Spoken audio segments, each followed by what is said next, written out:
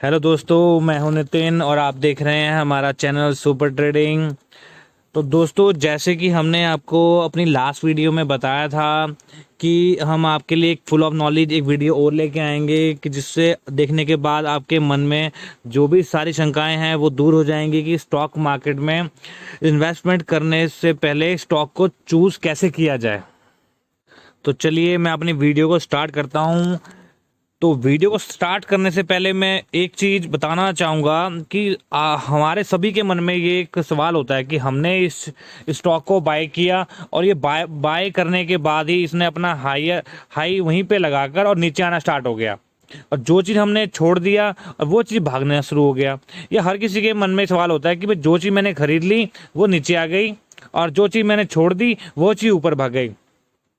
तो दोस्तों, सबसे पहले तो हमें इस चीज़ को थोड़ा ध्यान रखना है कि हमें जो स्टॉक को चूज़ करना है वो चूज़ क्यों करना है।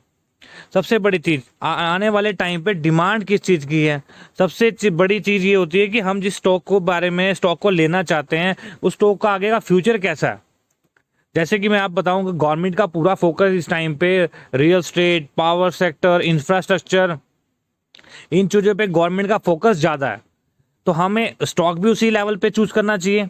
अगर हम स्टॉक को चूज करने से पहले उसकी आगे की डिमांड, आगे का फ्यूचर चेक नहीं करेंगे तो हमें जो स्टॉक इन्वेस्ट करने वाले हैं उसका हमें रिटर्न जो है वो इतना बढ़िया नहीं मिलेगा। तो हमें स्टॉक को चूज करने से पहले उस चीज़ की डिमांड्स को लेके, आगे फ्यूचर को लेके एक सर्च करनी चाहिए जिससे कि हमें आने वाले टाइम पे रिटर्न बहुत अच्छे मिल सकें।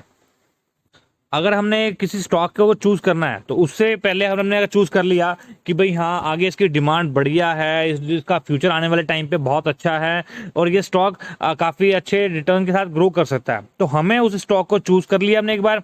तो उस स्टॉक में क्या चीज़ हमें देखनी चाहिए कि उस स्टॉक को लिया जाए। तो दोस्तों, मैं आपको बताता हूँ स्टॉक के बारे में।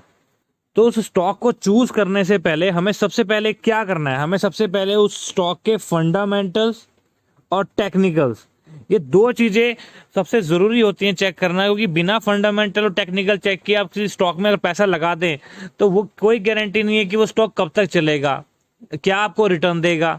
वो आपको नेगेटिव रिटर्न भी दे सकता है। तो सबसे पहले आपको ये स्टॉक के बारे में फंडामेंटल और टेक्निकल क्लियर होने चाहिए, तभी उस स्टॉक में आप इन्वेस्टमेंट करेंगे तो आपको अच्छे रिटर्न मिल सकते हैं।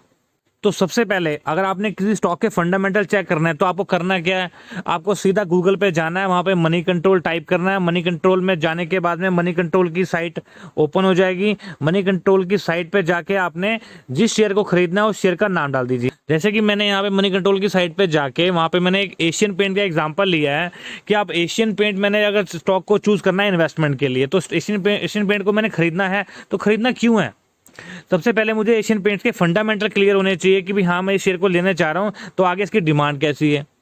जैसे एशियन पेंट एक पेंट कंपनी है जो कि सदाबहार कंपनी है, पेंट्स की आगे डिमांड आज भी है, कल भी है और आगे भी रहेगी। तो मैंने चूज कर लिया कि हाँ, मुझे एशियन पेंट में इन्वेस्ट करना है। लेकिन एशियन पेंट को इन्वेस्टमेंट क्यों करना है, सबसे पहली चीज कि एशियन पेंट की हमें चेक करनी है कि मार्केट वैल्यू कितनी है एशियन पेंट की। तो जो जैसे कि दोस्तों मेरे आपके सामने ये दिख रही है, एशियन पेंट की मार्केट वैल्यू जो करीब है 3,18,213 करोड़ की। दोस्तों, तो नो डाउट इस शेयर के पास कैपिटल वैल्यू बहुत है। तो ये दोस्तों बिना किसी डाउट के आप शेयर ले सकते हैं, क्योंकि इतना कैश फ्लो होना और इसकी मार्केट कैप बहुत स्ट्रांग है, ब्लू चिप काउंटर है। दूसरा हमें क्या देखना होता है कि कितने पी रेशो पे ये वर्क कर रहा है। दोस्तों, ये 91.19 पी पे रेशो पे वर्क कर रहा है, जो कि इसका सेक्टर पीआई जो है वो 99.35 का पीआई पे है। तो इस शेयर को लिया जा सकता है। इसके मार्केट कैप भी बहुत स्ट्रांग है और इसकी पुट वैल्यू रेशियो जो वो भी बहुत स्ट्रांग है। तीसरा, हमें स्टॉक के फंडामेंटल चेक करने के लिए उसकी प्रमोटर्स की वैल्यू पता होनी चाहिए। जी हाँ दोस्तों, एशियन पेंट्स की जो प्रमोटर की वैल्यू है वो है करीब 52.79%, जो कि बहुत स्ट्रॉन्ग फंडामेंटल्स हमें दिखाती है कि जैसे कि हम जानते हैं प्रमोटर्स क्या होते हैं। प्रमोटर्स कंपनी के फाउंडर्स होते हैं जिन्होंने कंपनी को स्टार्ट किया होता है। अगर उनकी ही वैल्यू करीब 50% से ज़्यादा की प्रमोटर वैल्यू है, दैट मीन्स आगे जाके कंपनी को कोई भी किसी चीज़ का कोई खतरा नहीं है, कंपनी के फंडामेंटल्स बहुत स्ट्रॉन्ग हैं। अगर इस शेयर में हम देखें तो एफ की भी करीब 20.5% से ज़्यादा की इसमें बाइंग है, जो कि एफआई कौन होते हैं? एफआई हमारे फॉरेन इंस्टीट्यूशन इन्वेस्टमेंट हैं जो कि मार्केट के अंदर पैसा लगाते हैं।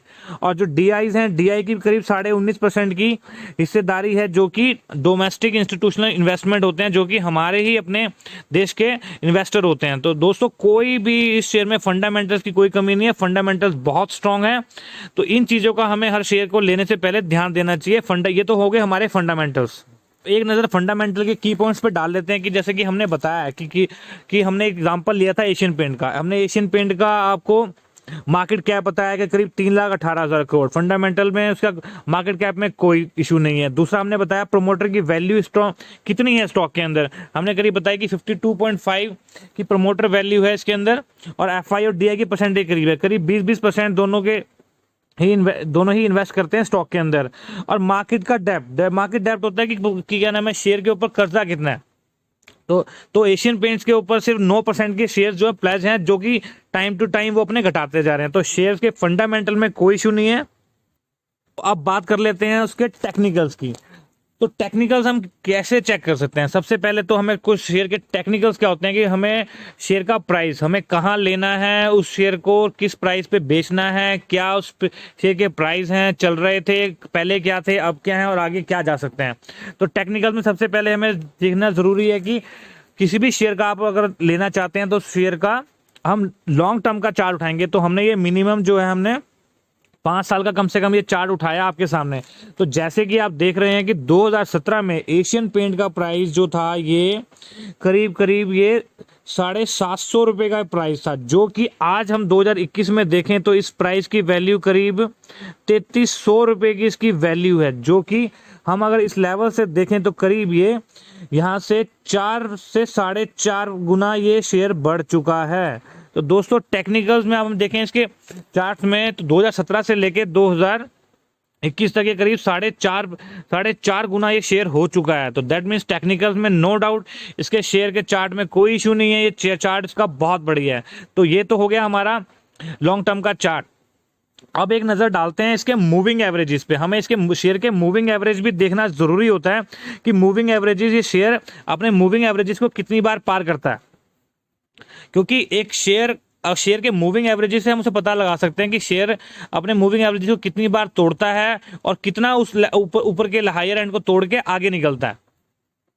ये तो दोस्तों मैंने मोटा मोटा आपको फंडामेंटल और टेक्निकल्स बता दिए कि भाई आपको ये चीज़ देखनी ज़रूरी है, लेकिन हम आपके लिए इसके ऊपर एक फंडामेंटल्स की और टेक्निकल की एक अलग अलग वीडियो आपको डिस्क्राइब करूंगा, जो कि देखना बहुत ज़रूरी है कि फंडामेंटल्स क्लियर होने बहुत ज़रूरी होते हैं। तो एक नज़र मैं अपने टेक्निकल की पॉइंट्स पर डाल लेता हूँ।